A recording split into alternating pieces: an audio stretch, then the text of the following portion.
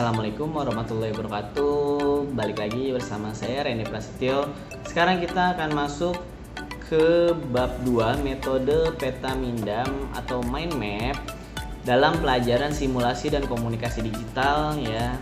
Nah, kita masuk ke pendahuluan. Jadi otak manusia tidak dapat secara langsung mengolah informasi menjadi bentuk yang rapi. Otak harus mencari, memilah, memilih, merumuskan, merapikan, mengatur, menghubungkan, dan menjadikan campuran antara berbagai gagasan dengan kata-kata yang sudah memiliki arti bahwa kata-kata tersebut sudah dipahami.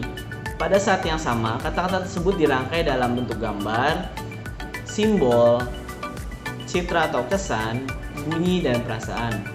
Dengan demikian, yang memiliki berupa sekumpulan besar kata yang bercampur aduk tak terangkai di dalam otak, namun mampu keluar satu persatu dan dirangkai dengan logika, diatur oleh tata bahasa sehingga menghasilkan arti yang dapat dipahami. Untuk itulah kenapa kita harus membuat peta minda, karena dalam pikiran atau otak kita itu banyak banget ya tidak terangkai secara rapi ya, naruhnya di mana-mana aja. Nah, fungsi dari peta minda ini kita akan bahas ya. Kenapa kita harus membuat peta minda ya. Oke, kita masuk ke pembahasan. Peta minda atau mind map merupakan salah satu cara yang digunakan untuk pembelajaran. Karena cara kerjanya yang ramah di otak dalam artian memaksimalkan penggunaan otak kanan dan otak kiri sekaligus sebagai cara termudah dalam menempatkan informasi ke dalam otak dan mengambil informasi keluar dari otak. Ini contoh untuk mind map sederhana dalam kehidupan ya. Di sini ada keuangan, sosial, kuliah, religi, spiritual ya. Kemudian nanti ada beberapa subtemanya ya. Nah, untuk penemu peta minda sendiri yaitu adalah Tony Buzan ya, dia seorang psikolog dari Inggris. Nah, untuk mind mapnya sendiri diaplikasikan di bidang pendidikan seperti teknik, sekolah, artikel, serta ketika sedang menghadapi ujian.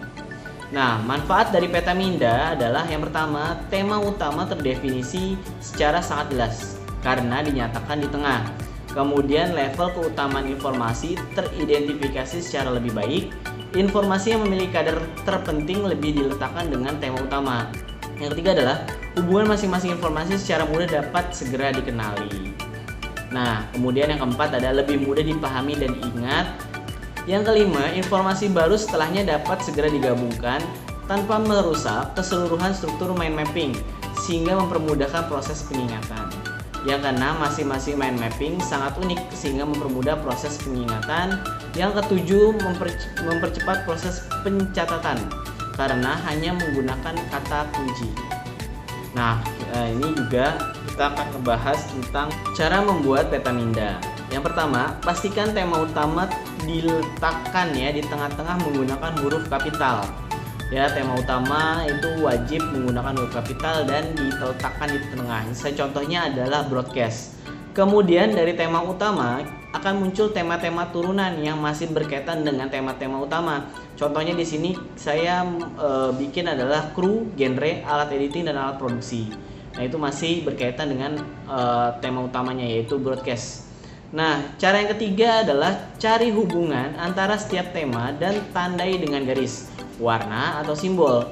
Gunakan garis, warna, panah, atau cabang, dan bentuk-bentuk simbol lain untuk menggambarkan hubungan di antara tema-tema turunan tersebut.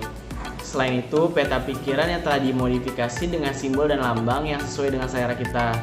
Nah, di sini saya menggunakan simbol-simbol yang seperti huruf ya. Kemudian juga ada simbol-simbol agar memudahkan untuk mengingatnya. Nah, yang keempat, gunakan huruf besar.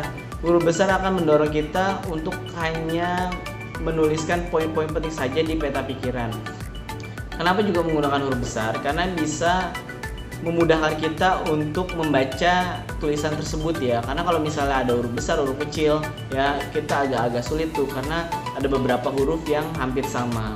Nah, kemudian yang kelima, buat peta pikiran di kertas polos dan hilangkan proses edit.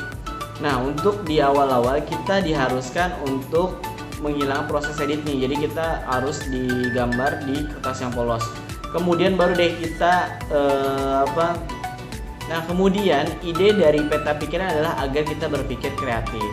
Nah, kemudian sisakan ruang untuk penambahan tema. Peta pikiran yang bermanfaat biasanya adalah yang telah dilakukan penambahan tema dan modifikasi berulang kali selama beberapa waktu. Nah, ini sangat penting ya. Jadi kalau misalnya kalian bikin peta minda, berikanlah space atau tempat untuk nanti penambahan-penambahan dari subtema atau subjudul. Untuk penutup, ya, peta minda atau mind map merupakan salah satu cara yang digunakan untuk pembelajaran. Karena cara kerjanya ya lama otak dalam artian memaksimalkan penggunaan otak kanan dan otak kiri sekaligus sebagai cara termudah dalam menempatkan informasi ke dalam otak dan mengambil informasi keluar dari otak. Nah, jadi kalau misalnya kalian menggunakan mind map, insya Allah ketika kalian ingin ujian, ingin menghafal lebih cepat menggunakan mind map itu lebih baik. Karena di situ ada simbol-simbol, ada pewarnaan yang bikin otak kanan otak kiri kita saling berkaitan ya. Karena otak kanan kan biasanya untuk hal-hal yang kreatif, otak kiri itu untuk hal-hal yang numerik ya, alfanumerik untuk perhitungan. Nah, itu kalau misalnya digabungkan ya membuat otak kita mempermudah dalam penempatan informasi ke dalam otak dan pengambilannya informasi dari keluar dari otak itu lebih mudah. Oke, mungkin itu aja untuk pelajaran simulasi dan komunikasi digital ya, untuk pelajaran mind mapping. Kurang lebihnya mohon maaf. Wassalamualaikum warahmatullahi wabarakatuh.